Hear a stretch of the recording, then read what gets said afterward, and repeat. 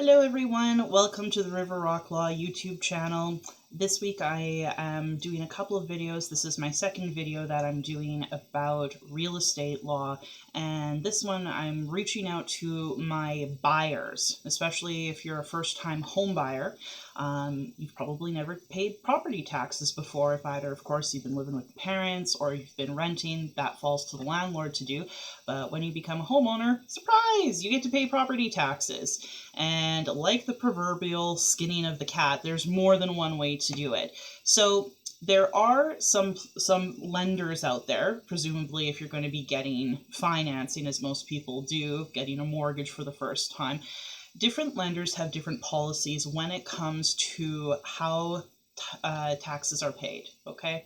So some lenders insist that they pay the municipal taxes, that they're solely responsible. And so in addition to your mortgage payment, that's going to be for your principal and interest, they're also going to collect a little bit extra month to month to put in a separate account with respect to paying your taxes. Now, this can pose a bit of a challenge sometimes because maybe you actually have to bring in a bunch of money right off the hop because we need to make that account full in order for there to actually be funds in the account. So, for example, property taxes are rendered January 1 to December 31, and that's the kind of cycle for the city of Edmonton, but your tax bill is due right in the middle of the year on June 30th.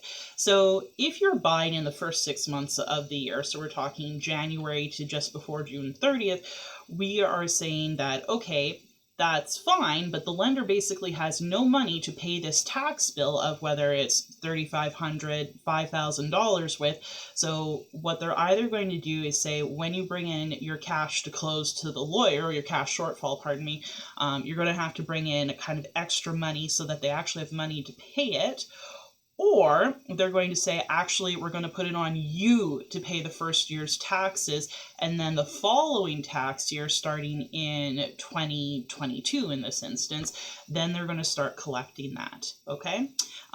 Some lenders will give you a choice, some won't. Some will say you can sign up for what's called the TIPS program, and most municipalities have this. TIPS is specifically with the city of Edmonton, and that's a monthly payment program because obviously a bill for $3,500, $5,000 is a little large to have that as one bill smack right in the middle of the year.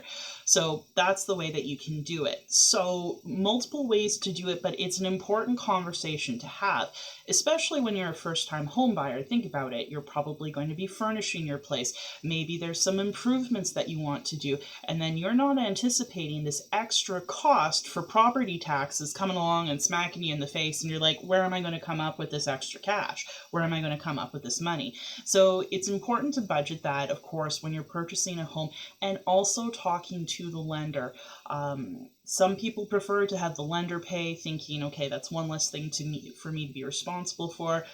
Me, myself, being a control freak, it would be my preference, honestly, to sign up for whether it's the TIPS program to pay monthly or just pay the annual fee, because I know that it's done and I like having that control. And as I said again, it really just depends on which lender you go through, their different policy for that. So just wanted to throw that out there in terms of extra costs that maybe you don't normally anticipate when you're purchasing your first home, that of course, as part of being a proud homeowner, you got to pay the piper too. You got to pay, of course, the tax man, in this case being the municipality. So hope you find that tip helpful.